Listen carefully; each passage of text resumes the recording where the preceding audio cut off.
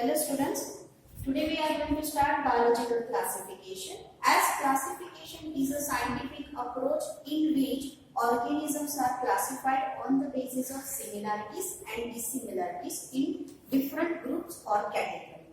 So here we understand that branches of biology that deals with the classification are the two branches are there. One is taxonomy and other is systematics.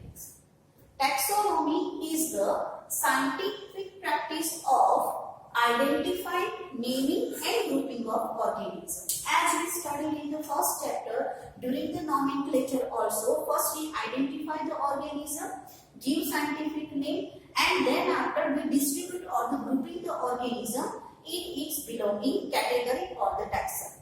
Okay.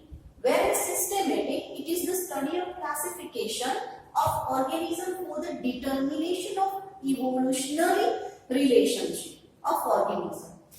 As we know that the today whatever variety or the biodiversity we see around us, it is nothing but it is a result of evolution. So here we also need to identify and establish the evolutionary relationship.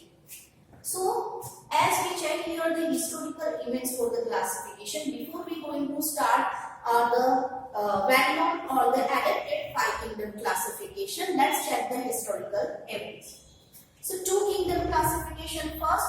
So Aristotle was the earliest to classify the organism on the basis of some scientific approach.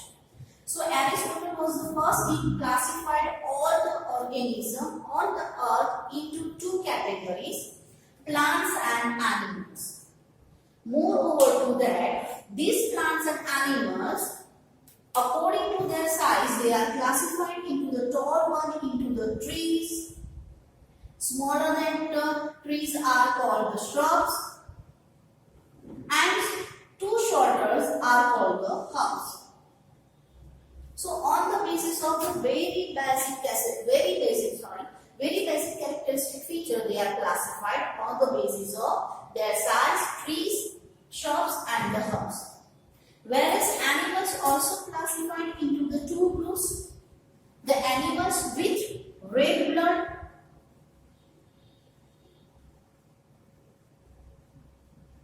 and the animals those without or the devoid of red blood.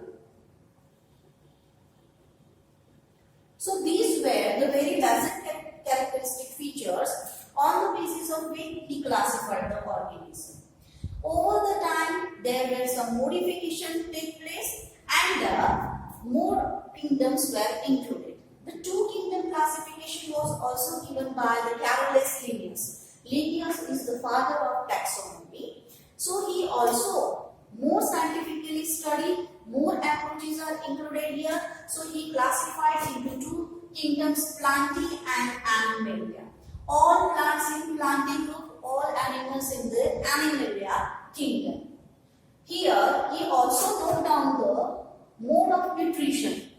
Okay, for example, plants are autotrophic one and the animals are heterotrophic one. But still, this classification was in use for the longer time, but there were some limitations that we will discuss in the next topic.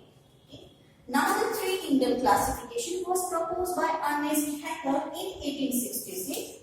So he gave three-kingdom Protista, Plantae and Animalia.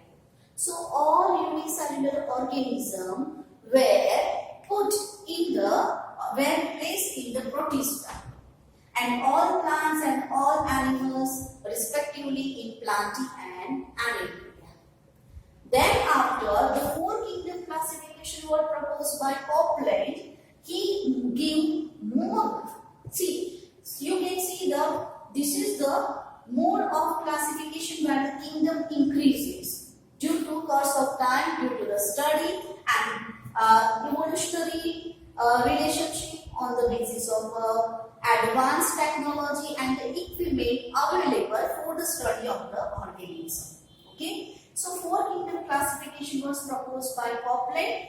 He classified the organism into Monada, Protista, Plantae and Animalia. So basically in Monada only prokaryotes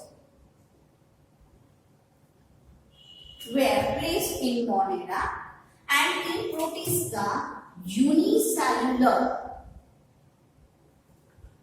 eukaryotes were placed. Okay, where all autotrophic plants and heterotrophic animals are respectively in Plantae and Animalia. Then after the 5 kingdoms classification was proposed by R.H. Whitaker, so he published his article in a magazine of science under the title of New Concept of Kingdoms of Organism. He classified the organism into the 5 kingdoms. These kingdoms were Monera, Protista, Fungi, Plantae and Animalia. Okay, so we can see here the fungi was not isolated in any previous classification, but here Whitaker gave a independent and individual kingdom to the fungi, okay, on the basis of their mode of nutrition. So again here we say Monera, that is the prokaryotes,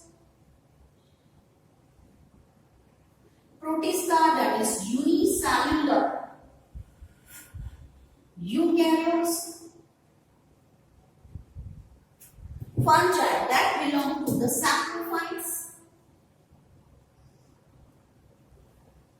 Plantae, all autotrophic plants, and Animalia that include heterotrophs.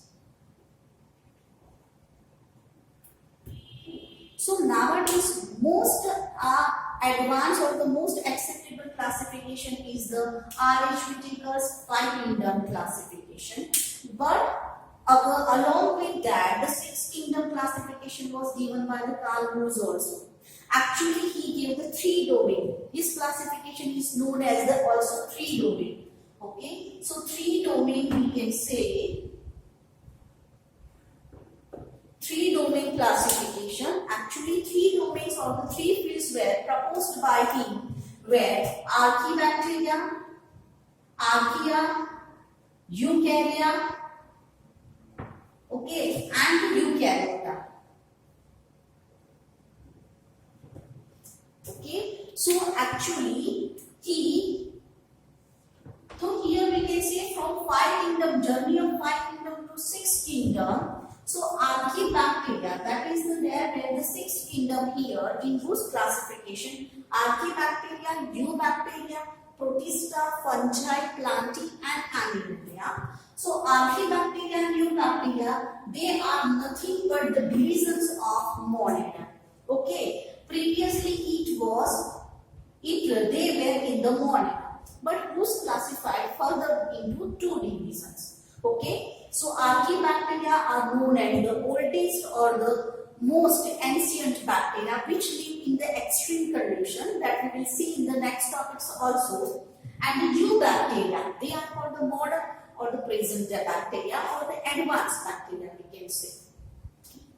As well, we know that the Protista, unicellular eukaryota, fungi, that is saprophytes, Plantae, that is autotrophs, and Animalia belongs to the heterotrophs. Okay, so in 3 domain classification, that is 3 domain proposed by the whose were Archaebacteria and the Eubacteria.